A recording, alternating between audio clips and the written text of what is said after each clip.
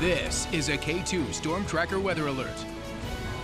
From snow to ice and bitter cold, tonight's dangerous winter weather is flipping cars and sending drivers sliding. We're out on two rollovers right now, just within a half a mile of each other. People aren't slowing down enough for the conditions. Tonight, we're talking about a major change from ODOT. We did use some salt tonight up on Highway 26 going from the tunnel up to Sylvan. As people across the Portland area pull together to help keep their neighbors safe. Oh, I thought he was dead. I was just hoping he was okay. Well, K2 News has declared a storm tracker weather alert because of those continued treacherous conditions. Good evening. Thanks for joining us. I'm Catherine Kissel. And I'm Bruce Sussman, and we have breaking news for you to start this evening. A pedestrian is being taken to the hospital tonight after getting hit by a MAX train. This is at 143rd and Burnside. So if you're planning to use the train to get home tonight, be aware, according to TriMet, the blue line is not running in that area right now, but shuttle buses are serving the area between Gateway and Civic Drive. It's not clear yet whether weather was a factor in the crash, but here's what we know. Things are expected to get worse before they get better, including a fresh coating of additional light ice overnight, followed by freezing rain after sunrise. And some areas will stay frozen all day long, leaving Monday morning's commute still very much in question. And our K2 team coverage begins tonight with storm tracker Joe English. And Joe, the National Weather Service has just issued a rare ice storm warning for the Portland area and the valley, right? Yeah, and essentially what that means is a little more ice that's staying around a little bit longer. So it's going to take longer to get out of this. But I want to show you this picture because we have an ice storm warning in the purple there for the valley, parts of southwest Washington, northwest Oregon. Runs through 6 o'clock tomorrow evening for the Central Valley, through 10 o'clock tomorrow night for the metro area. And look at the right side of your screen, out around Pendleton, LeGrand, northeast Oregon. You're in an ice storm warning as well. Winter storm warning continues for most of us, as well as the winter weather advisories. Look at your temperatures, still freezing cold, below zero in Redmond, 1 below. In the teens and 20s in northeast Oregon, where you continue to get that snow. 28 in Portland right now, 42 in Tillamook. So spots along the coast have warmed up, but just not too far away, below freezing in Astoria. So you're a little iffy, but you are out of the watches and warnings along the coastline of Oregon and Washington. But here's what we're looking at Doppler radar right now. Rain on the coast, but some freezing precipitation and scattered showers moving through the metro area, and that will be the story overnight tonight. That could be some light freezing rain, so just a little gloss overnight with the patchy freezing drizzle, but that rain comes back. 8, 9, 10 o'clock in the morning, starting out in the southern part of the valley, working its way from south to north. So you'll see that around 9, 10, 11 o'clock around the Portland area. When the rain comes down, it turns to ice, and we're talking about a ½ inch to 3/4 of an inch of ice. And a warm up is going to take longer, late Sunday for some of you. So we'll talk about who warms up first and what this all means for your Monday morning commute. I don't have the best news for you, but we'll go into that in your complete forecast. All right, we'll see you then, Joe. Thank you.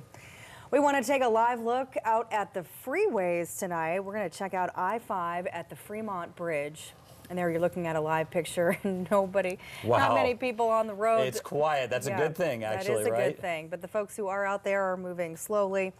Now we want to take you further south. You can see the sheen of ice on this road. This is a picture from just north of Wilsonville there. And again, not too many folks on the road, so that is some good news. People are listening to the advice of emergency officials who said stay home today. Here's another live picture of I-84 where we're seeing a string of crashes pretty much all throughout the afternoon and evening. In fact, it's been so dangerous at times today on the roads that Oregon State Police tweeted that troopers couldn't keep up with the amount of calls coming in for crashes. K2's Jason Wynn joins us live in northeast Portland along 84 tonight. So Jason, what does it look like where you are? Well, there's a light rain that's coming down right now, and it may be causing drivers to slow down behind us here because that rain is supposed to freeze overnight, and ODOT is asking folks to just stay at home tomorrow. Crashes littered the highways today as snow set into northern Oregon. Cars, SUVs, and trucks mangled in barrier wires or flipped on its roof. Even coming out to the scene, people are passing me when I'm going with my lights and siren code 3. So they're just not paying attention as much as they should. More people hit the roads at night, even with freezing rain in the forecast. I'm out to cruise around in my car. It's the anniversary of me buying my car. My friend needed a ride. AKD Merrick says the trick in light snow is to go slow and have good traction tires. We're doing like 20 instead of 30, 40. Chains? No chains, all-wheel drive. Bob Dye was picking up some wiper fluid from Fred Meyer. He has a different theory when it comes to the roads. And you still have to be careful. You still have to be, practice caution. I mean, I have studded tires, so I'm feeling a little bit better about that. Folks could be waking up to roads with a 1/4 inch of ice, making drivers question if they should be driving at all. Well, I'm not going to. I like my car too much. The road's going to be pretty treacherous tomorrow, so I would say the main thing is to stay safe and stay warm. If you do have to be out tomorrow morning, make sure you check with Trip Check before you head out and give yourself plenty of time before you got to get to your destination. And lastly, if you haven't yet, put a blanket and some snacks in your car just in case you do get stuck. Live in Northeast Portland, Jason Wynn, KATU News. Yeah, good tips, especially tomorrow considering the ice. Thanks a lot, Jason. Dozens of crashes have been reported because of the storm all day, and thanks to 2 Good Samaritans, one driver was able to walk away with just a few bumps and bruises. This SUV rolled over on I-5 near Wilsonville. The would-be rescuers saw the entire crash happen and they pulled over. Using a hammer, they smashed a window and pulled the driver to safety before paramedics could get there. It's scary. That's what goes through your mind. You think right there. On this stretch of I-5, the morning commute, the icy weather, even on regular days, there's deaths all over the place. It's kind of sketchy, man. People want to fly through here, because it's just a straight roadway. But the reality of it is you really have to pay attention. There's a lot of people on the road. It took at least 30 minutes before paramedics could get there. The driver didn't suffer any serious injuries. First responders say they're getting so many calls that it's just hard to keep up. And ODOT says it's working around the clock to make sure those roads are as safe as they can be. Check this video out. This is Interstate I-84 east of La Grande. The visibility is so poor that ODOT says much of that busy highway is shut down tonight in eastern Oregon. Meanwhile, in the Willamette Valley, ODOT's recommending chains or traction tires from Eugene to Wilsonville. And in Portland, ODOT says they're starting to use limited amounts of salt on some of the roads, a plan they implemented last month. Salt clearly is now one of our tools that we're going to be using. We're going to use it very carefully, very cautiously, very strategically and surgically, if I can use those words. That said, we did use some salt tonight up on Highway 26, going from the tunnel up to Sylvan a little bit. So we've put that out there. We're going to take a look and see what the impact is out there. Now, ODOT also says because of the impact of weather, tomorrow it recommends you stay home and stay off the roads. And the ice and snow are just closing some roads around the metro area tonight. Right now, the biggest trouble spot is Southeast 69th. It's closed from East Burnside to Northeast Gillum. A few other closures in the area include Southwest 29th from Southwest Sunset to Hamilton. And in Wood Village, Northeast 238th is closed from Gleason to Arata. And the pedestrian and bike path on the Steel Bridge shut down tonight. Our team coverage continues now with K2's Keaton Thomas. Keaton, you've been talking with folks who are still out and about tonight. It hasn't been that bad so far, so folks are still waiting for the other shoe to drop, I guess we can say. Yeah, Catherine, we've seen a couple people walk up and down the street here on Southeast Hawthorne. A little weather update for you. The past hour or so, we've seen just the slightest, tiniest of coatings of ice that's kind of come down, making it a little slick in some areas on the streets around here. But as you said, we were speaking to people all evening tonight. Some people, wondering when we're going to get the worst of this weather event. Others, though, that I spoke to got out and about this evening, even in that little bit that we did get.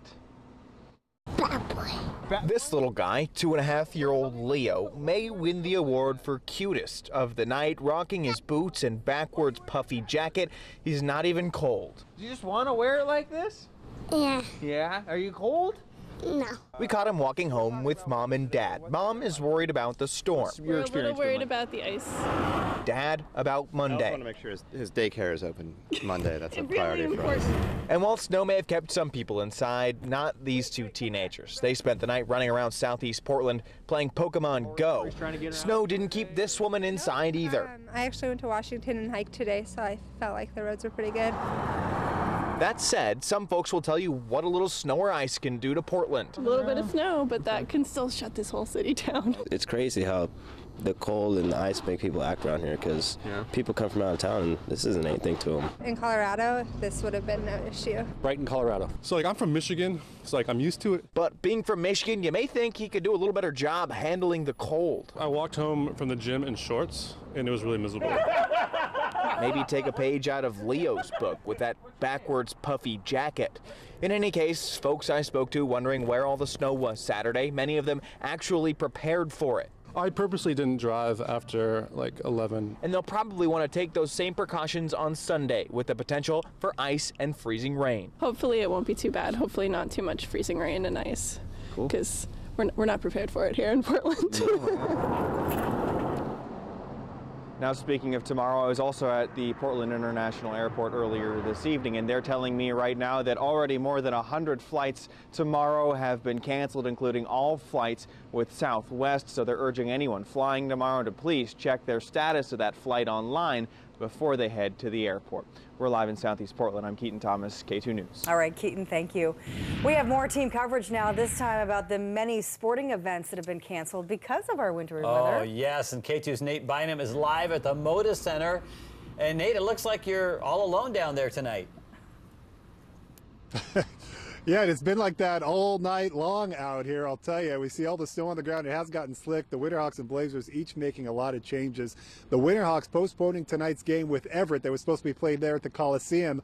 Also postponing tomorrow's game versus Kamloops to a later date. So if you have tickets for either of those games, hold on to them. They will be honored at a later date. Meanwhile, across the Rose Quarter at the Moda Center, the Blazers and Pistons, they're now postponed till tomorrow night. That game will be a 6 p.m. tip. You can use your ticket from tonight if you had one. If you can't make it to tomorrow's game, you can use that ticket and exchange it for a game of comparable value later on in the season. Now, it would seem both teams gave their fans plenty of heads up tonight. It was a ghost town out here all night long, but we did run into at least 3 fans who didn't get the message about the postponements. We came up here, we were wondering if this is even the right building. As soon as we got here, like, well, there's like nobody here and we're right on time. And then like you would figure that it's a hockey game, it's snowing, these guys played on ice, so it won't be a problem, but apparently it was a problem, so everything's closed, we have no game to go. No, we're going to a bar, their bar's open. Oh, Those guys took the max from Clackamas. They were out here all by themselves, took the max from Clackamas, couldn't have told that they were unhappy at all, having a great time. Also tonight, there was one more big postponement. The Portland Pilots were hosting the 5th-ranked team in the nation, Gonzaga. That game has now moved forward. No update on when that game is going to be made up. We'll just have to hang out and see. We'll have much more. There was a lot of sports tonight, including some playoff football. I'll have that for you in just a few minutes. For now, Bruce and Catherine, back to you. That's incredible. Thanks, Nate. And love those guys who say, you know, the Winterhawks, can't they play? Even though it's, you know, they play on ice, right? That was so funny. Anyway, you can count on us to keep you up to date on this ice storm as it unfolds here on the air and online. We post updates around the clock on Facebook and Facebook Live, and you can also check out our website, KATU.com, for the latest. And Joe's full forecast is still ahead. Plus, ice on the roads is terrible for drivers, but not everyone is disappointed. Still ahead, where we caught these local daredevils embracing their need for speed. And watch out, that isn't as solid as it looks, where a cow fell through the ice today and the people who finally got it to safety. Your Storm Tracker Weather Alert team coverage will be back after this.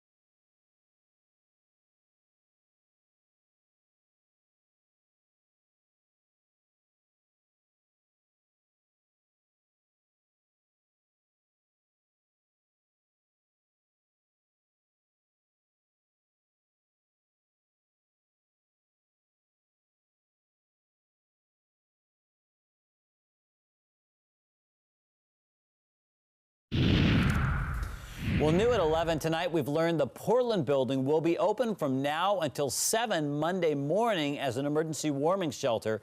According to a tweet from Mayor Ted Wheeler today, it will be open both day and night for anyone who needs to stay somewhere out of the cold. It's a service many people do need this weekend. Today we learned police are investigating the death of a 52-year-old woman who likely died of exposure in a downtown Portland parking garage.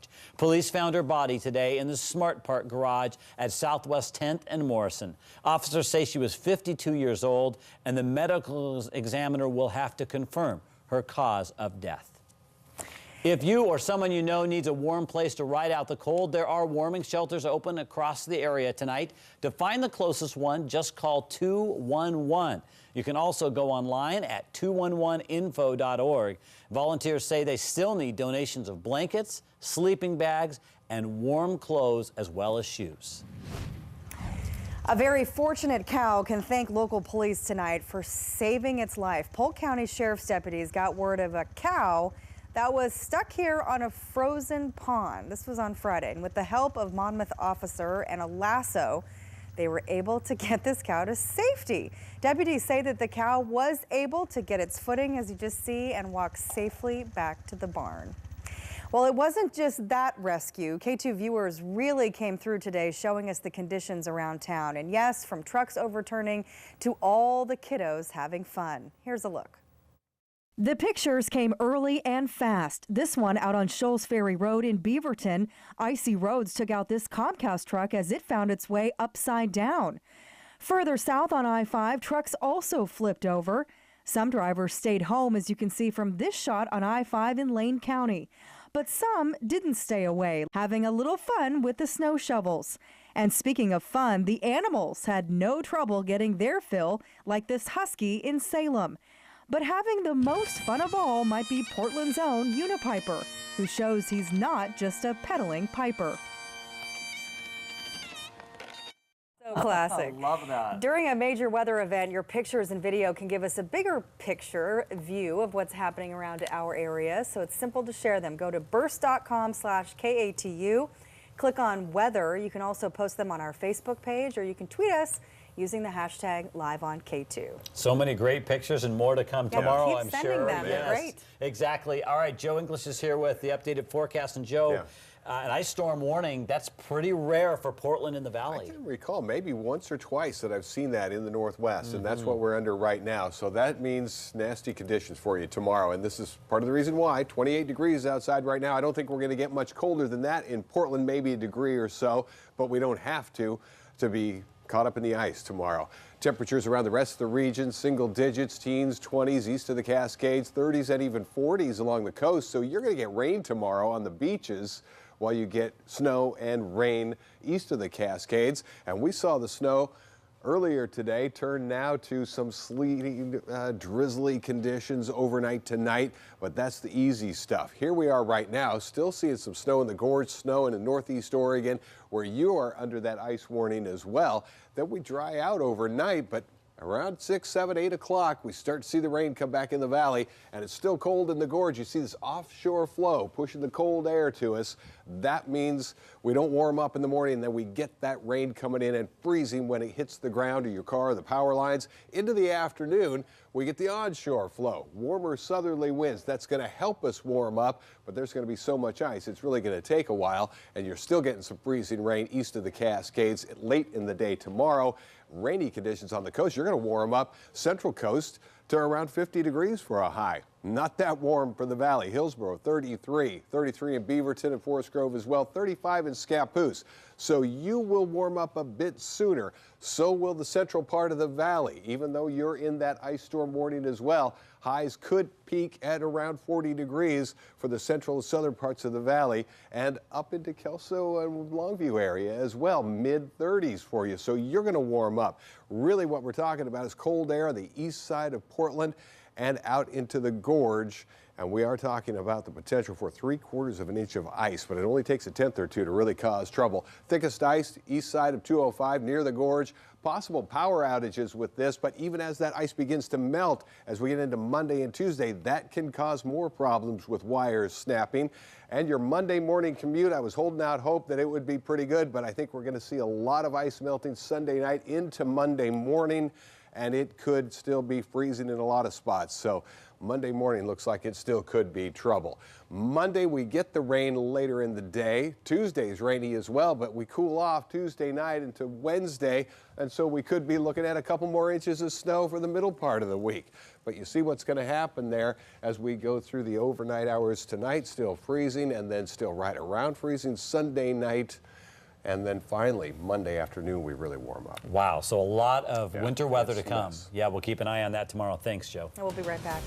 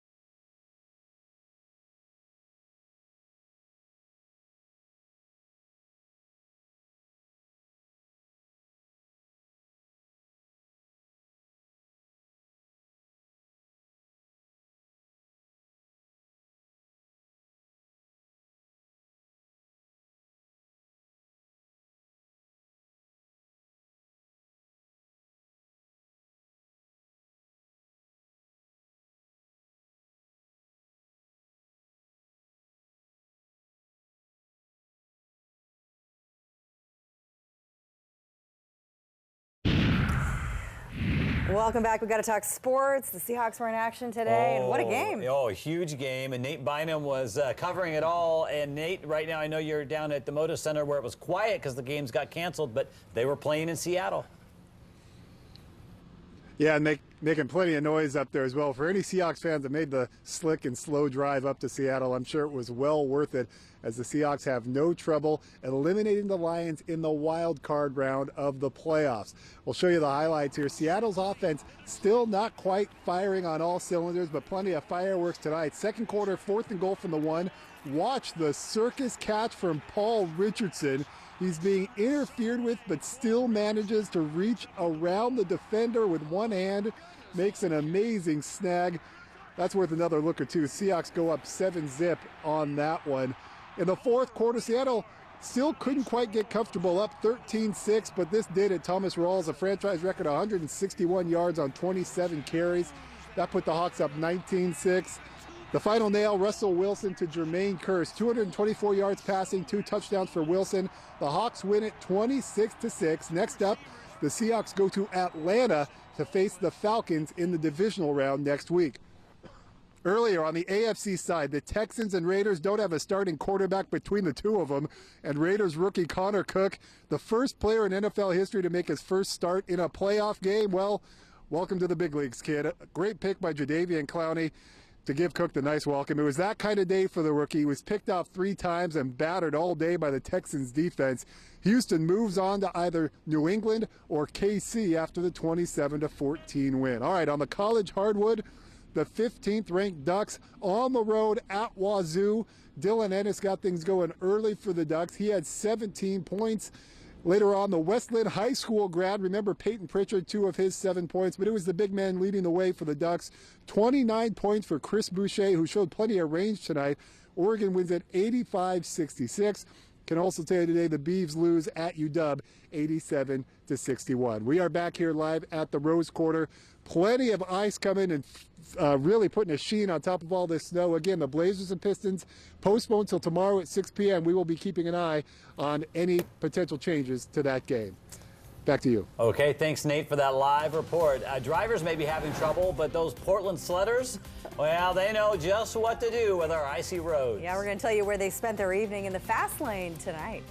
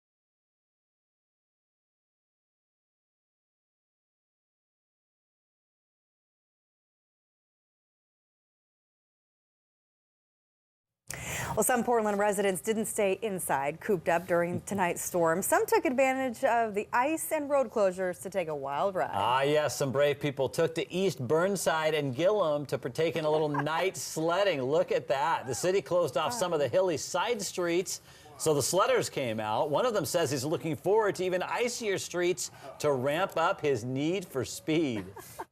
We don't have that much snow right now, so it's not that great, but maybe when the ice comes a little bit, it'll make it better. Have you done this before? A couple times. A broken finger to prove it. Well, I'm glad he made it with just a broken finger. All right, well, stay tuned to KATU News this morning for the latest on Storm Tracker Weather Alert. See you later.